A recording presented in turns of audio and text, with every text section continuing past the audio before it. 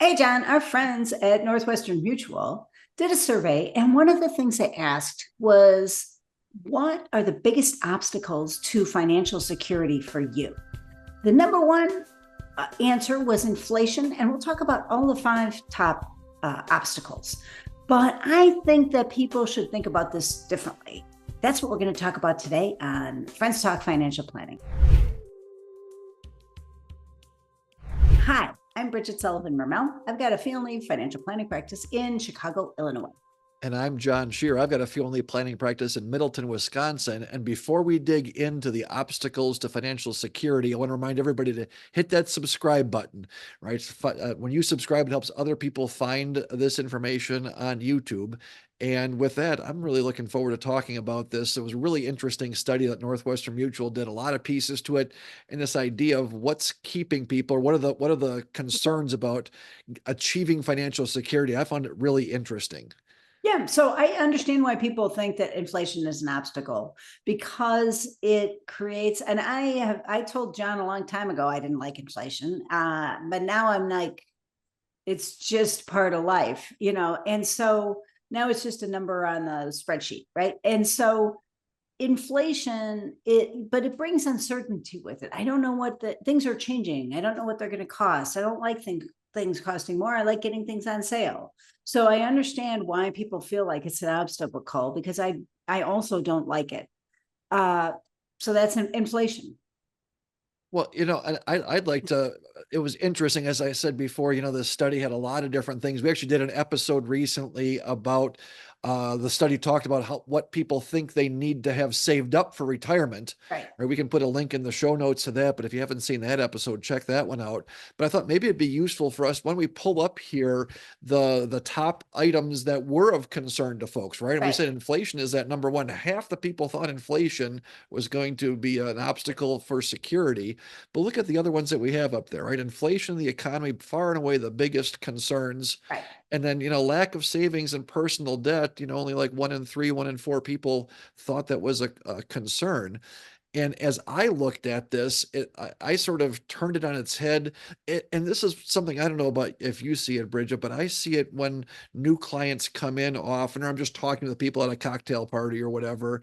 And the focus is on things that are important and that make a difference, but that we can't control. Right. Right. Like what's that Venn diagram, two Right. circles, what's important and what we can control. And, the only thing we need to focus on is that overlap of things. Right. And it's like, inflation, is that a factor? Absolutely. What can an individual do about inflation? I mean, something, but not a ton, right? Zero. The Pretty economy, much right? zero. The economy makes a difference, right? If Right. you have but what can I do about it? And oftentimes I'll have people that'll be asking about, what do you think about the economy or the presidential election, or what's the market going to do? I'm like, number one, I don't know. Number two, Right. that doesn't really matter as much as like those third and fourth things on this list Right. here is, Those are the things. That's what actually can I easy to control? How much control. I save, Right. right? That is 100% within my control. Right. How much debt do I take on? And how, those sort that I can control that. How much do I pay off versus take on more? Right. And it's that feeling for me anyway of, well, the world is against me sort of thing. I can't get, if it weren't for inflation, I'd be, in good shape, or if it weren't for the economy, or as opposed to, hey, being operating from a position of strength rather than weakness. And you know what I can control is that I'm saving and maxing out my 401k contributions, or at least getting the company match, and I've got enough liquidity, I'm saving money in the bank, and I'm not racking up credit card debt. Those, I can control that. And golly, that is such a more powerful position to be in. And frankly, it's a bigger factor in financial success than what inflation is for Right. me. And I think that what ends up happening is, like I admitted at the beginning, I especially 5 years ago before it really kicked in, I don't like inflation, but that's just part of my reptile brain saying, I don't like uncertainty. I like everything to be the same. Please stay the same. Don't change. Don't change in a way I don't like, you know. Yeah, right. There's a positive parts of inflation too. A lot of people earn more, people earning more, like, so, but we forget about that. We just think about what it's like at the grocery store. And, Right. I got to admit on the grocery store thing, There's inflation, true, but then there's delivery. Also, that's something I control. So, Yep. you know, like, so, and where I buy groceries, another thing I can control. So again, like it, but I want to focus on, part of me wants to focus on inflation. Like, it's so important to, like, I recognize I have the reptile brain, right? But then I got the logical, you know, okay, Right. let's put this up. Let's, you know, let's let the emotions, I recognize my emotions, but let's kick this up to upstairs where I'm doing some long-term thinking. And Right. what I really control is how much I save and how much I've got in debt and how, and to some degree, how much I make. Yeah. So Yeah. those are the things that if I focus on, that's what's really helped me be successful. Yeah, yeah, and I think the same thing I would argue for our clients as well is, right, helping people focus on the controllables, Right. those internal factors, right, what I can take action on as opposed to the external factors that do they make a difference? I mean, yeah, who would argue that inflation doesn't make a difference, but it's not actionable. Like, what can we do? I tend to be really action focused. What can we do about this, whatever this is? Right. Right.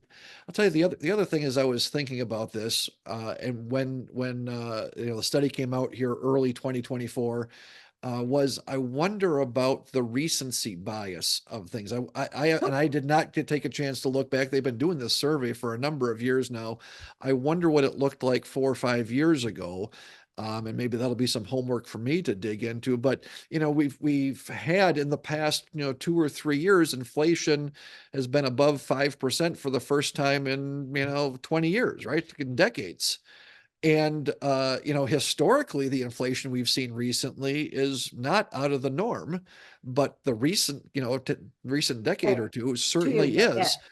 And I wonder about that, you know, it's this fear of things. And I really appreciate you talking about, you know, the reptile versus what's the other limbic, or whatever the other side Yeah. of the brain is, right? The logical, but I've got this internal Little higher fear, thinking. Yeah. right? Of, oh, this just happened. Now I should be afraid of inflation. Is that part of this, you know, this issue? We've had some recent upheaval in the economy. Is that part of the issue? And not that it's not right, necessarily, you know, right in air quotes, but is it just that the feeling of people today, because we had a couple of kicks at inflation that were really painful, is that now I'm projecting forward that, oh, inflation is going to now be an issue. It was an issue the last 2 years. Now it's going to be an issue for the next 20. I need to focus on that, right? As Right. opposed to that Right. bigger picture thing, right? I don't know. Yeah, no, I think you're absolutely right. And I did dig through the numbers that they published. And so I just looked at the numbers that were available to the general public.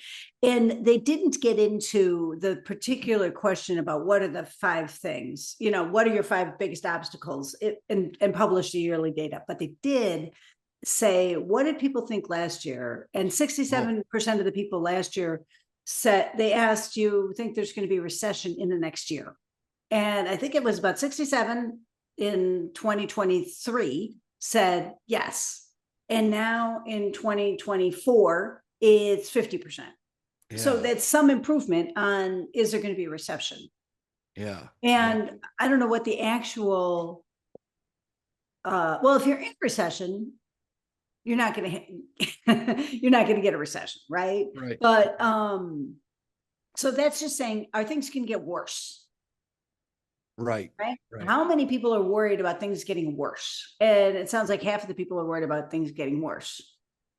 Well, It's I'll hard tell to you, go the ahead. the other part about this, we talked about in our last episode on the retirement specific side of things on the dollar amount, but that this is not saying that these are the obstacles to financial security, Right. and They're not not. even the We obstacles don't that think the they are at individuals are all. Right. facing, Right. but it's what do they think are the biggest Right. obstacles.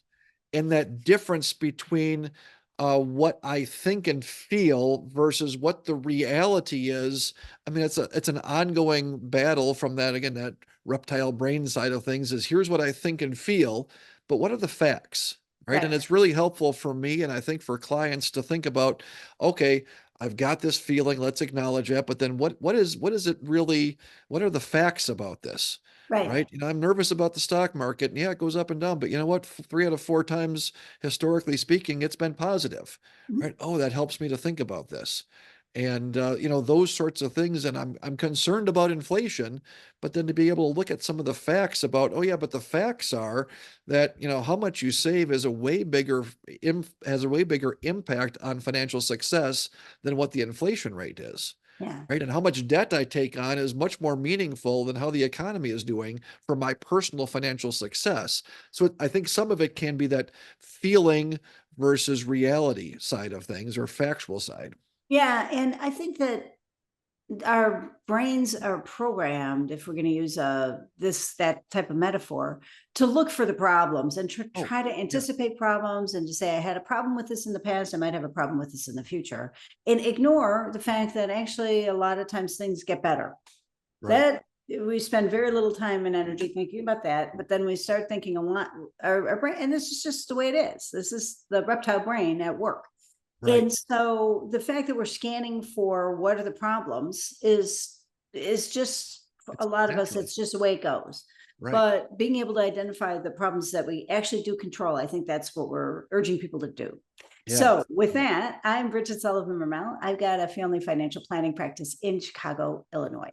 And I'm John Shear. I've got a fee-only financial planning practice in Middleton, Wisconsin. Both Bridget and I are taking on new clients. We'd love to hear from you if you're interested in talking. But we're also both members of the Alliance of Comprehensive Planners, which is a nationwide group of planners who think similarly to the way that we approach things. So if you'd like to find an advisor that's local to your area, you can check out acplanners.org. And please subscribe.